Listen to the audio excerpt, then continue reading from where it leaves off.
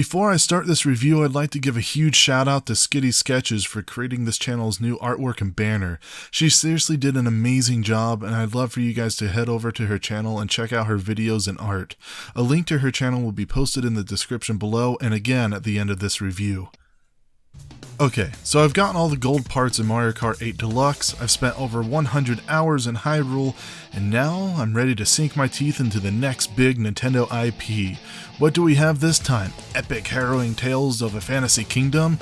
Or maybe a new sci-fi story of a space bounty hunter and her trials across the stars? What?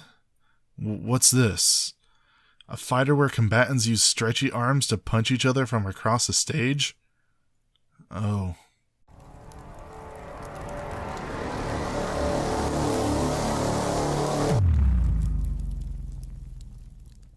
All joking aside, I have quite a lot to say about ARMS, Nintendo's newest original IP that launched on the 16th of June 2017. Hey guys, Casey here, and welcome to my review of ARMS. I've known about ARMS since Nintendo announced it back in January of 2017. When I first saw the footage and concept behind this fighter, I immediately laughed. It just looked so absurd, and honestly, to this day, I still find the game pretty funny. Though I'm not really sure why. Since the market for the Switch is limited right now, I figured I'd go ahead and grab this game and give it a try. Going into it, I really was unsure what to expect. The concept is just so bizarre that I had really nothing to compare the game to in order to kind of mentally prepare myself. I knew it was a fighting game that from all the trailers and footage released had depicted motion controls as the primary means of control.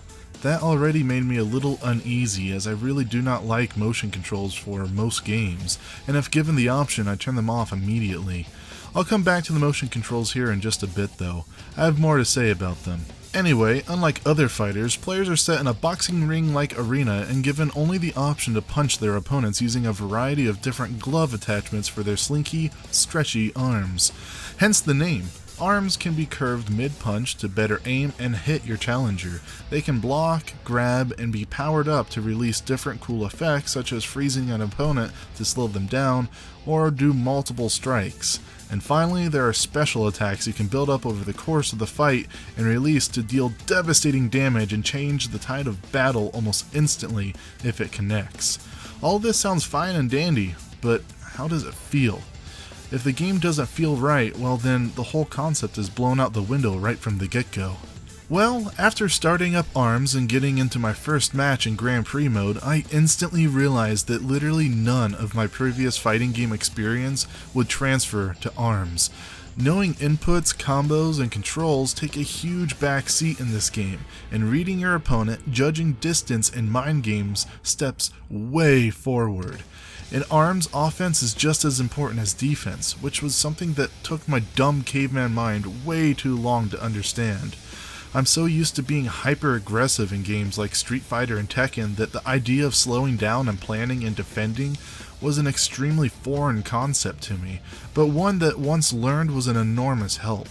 After getting my ass kicked for the first half hour of play, I started to understand the game, as I had to rewire my way of thinking for it. But sure enough, I soon found myself dashing and jumping, charging and grabbing without a second's hesitation or thought.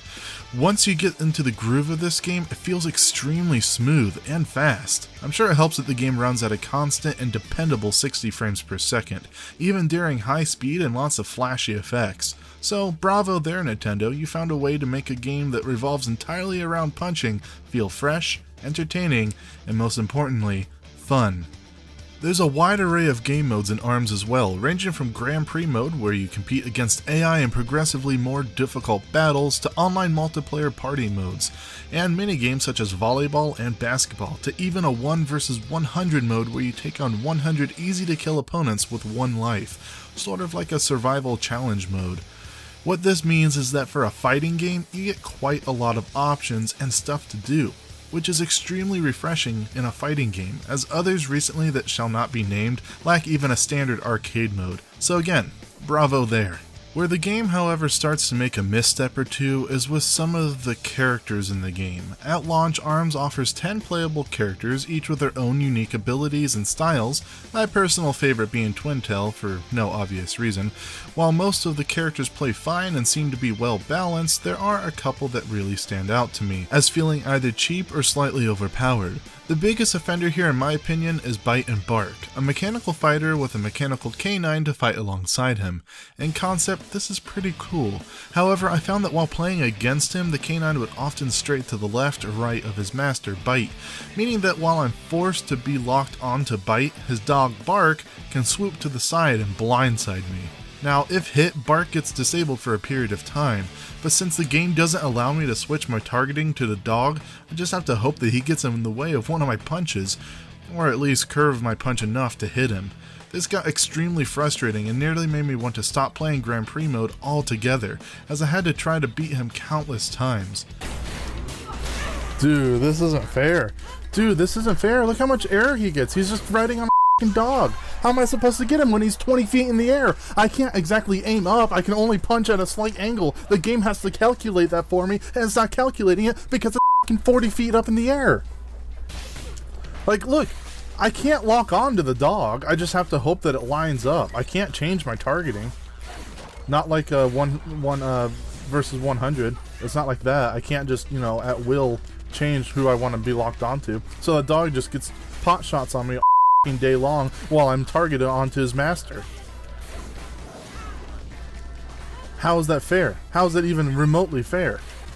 Oh, you want to play online? You know, use one of the game modes that should be available to you because you bought the game. You spent $60 on the game. Well, here you have to beat the game in 4 difficulty, which doesn't sound very hard until you realize that they all the AI is reading inputs and jumping 30 feet in the air and superpowers and can like predict what you're going to do and has, oh, what's this, 2v1? That's also a thing that you have to deal with.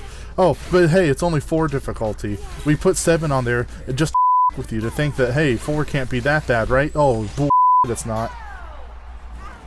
But maybe there's something I just don't understand on how to beat him, and he could be balanced just fine. You guys will have to let me know what you think. I might just be stupid. The only other time I truly felt like I was going to rage was against the final boss of the game. Click away now if you don't want the boss spoiled for you. This bastard right here took me over a solid hour of fighting to finally beat.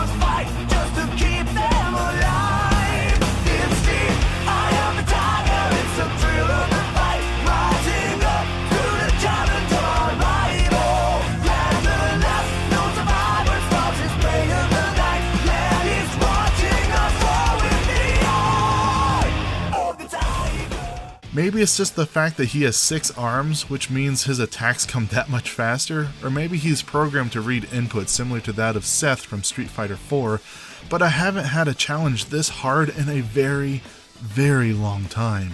And this was only on level 4 difficulty. There are 7 levels in total. I shudder to think what the hardest difficulty is like. But, as a reward to an extremely tough challenge, I felt that much better after finally beating him and winning the Grand Prix to unlock ranked online matches.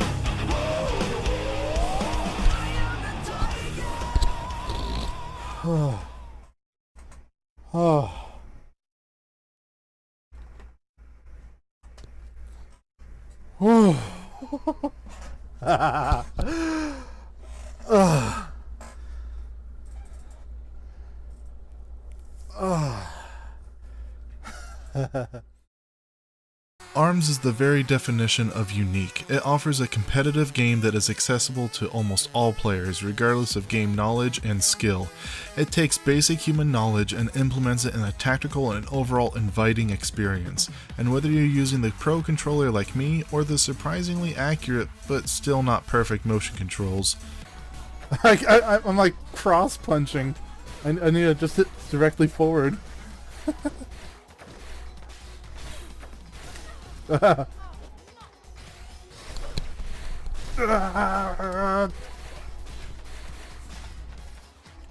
how do I do it?